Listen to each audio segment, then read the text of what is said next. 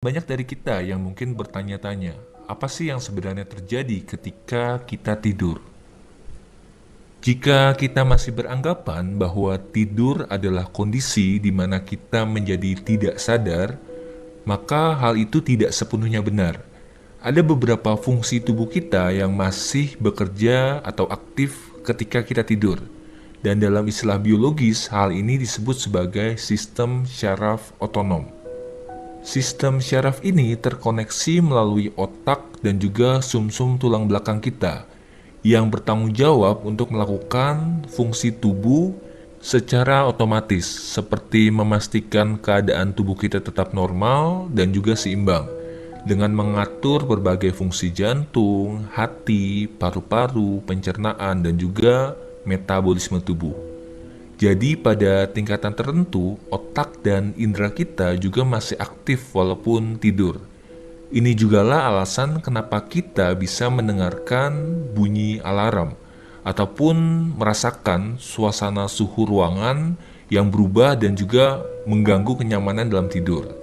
Jadi definisi tidur bukanlah sekedar beristirahat, tapi proses alami ketika tubuh kita melakukan restorasi, kemudian detoks dan juga memberikan kesempatan pada sistem imunitas kita untuk mengembalikan kembali keadaan atau memulihkan diri setelah beraktivitas seharian.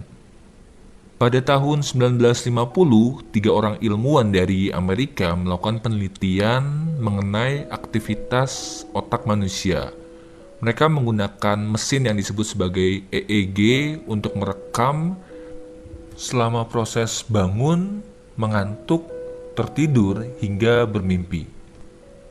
EEG sendiri adalah alat yang biasanya digunakan untuk merekam aktivitas gelombang otak manusia berdasarkan gelombang elektromagnet yang muncul.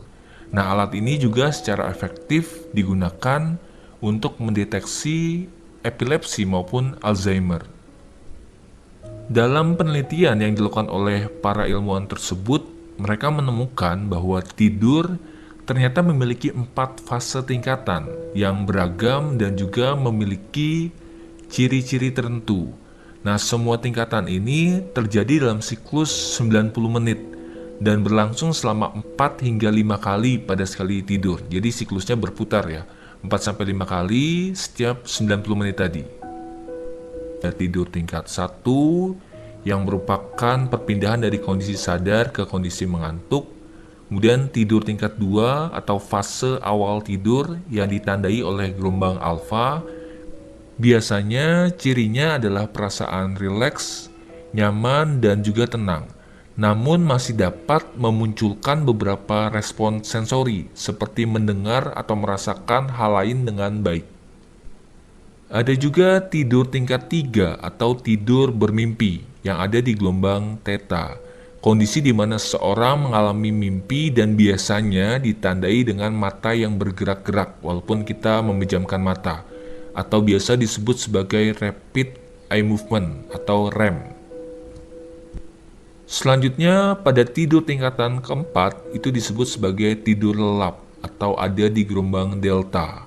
Nah, aktivitasnya gelombang otaknya sangat minim dan tingkat kesadarannya biasanya rendah.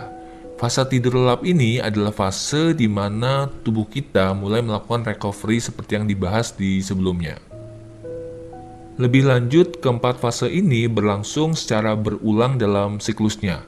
Itu artinya kita bisa bermimpi selama 15 menit dalam satu siklus. Dan jika siklus ini berulang 4-5 kali selama kita tidur 8 jam, artinya kita bisa bermimpi dalam satu hari selama kurang lebih 75 menit, bahkan bisa lebih dari itu. Tidak menutup kemungkinan juga bahwa dalam setiap fase siklus tidur ini kita memiliki mimpi yang berbeda-beda atau malah bersambung satu sama lain. Dalam perkembangannya diketahui juga bahwa sebenarnya kita bisa saja bermimpi pada tingkatan tidur yang lain, jadi tidak hanya pada tidur tingkat ketiga. Namun biasanya mimpi yang paling intens dan juga paling dirasakan adalah mimpi pada tidur REM. Nah, pada tidur REM ini juga dilaporkan banyak terdapat mimpi yang biasanya lebih dramatis dan juga membekas. Sementara pada fase tidur lainnya, biasanya mimpi yang dihasilkan berupa kilasan, lamunan, ataupun ringkasan dari kejadian yang dialami sepanjang hari, atau yang biasa disebut sebagai daydreaming. Tidur REM atau tidur tingkat 3 juga menunjukkan gelombang theta yang setelah diteliti lebih lanjut oleh seorang psikiater bernama Jonathan Winson, ternyata erat kaitannya dengan penyimpanan ingatan jangka panjang dalam otak manusia.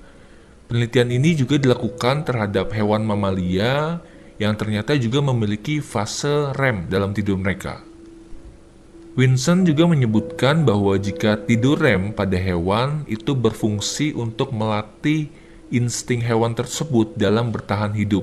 Nah, sedangkan pada manusia, tidur tingkat ini dipercaya sebagai pembentukan pikiran bawah sadar atau unconscious mind, yang pada akhirnya bermanfaat dalam berbagai perilaku refleks, kebiasaan, maupun memori yang melekat dalam diri kita sepanjang hidup. Jadi tidur yang berkualitas adalah sangat penting bagi kesehatan fisik dan juga mental kita.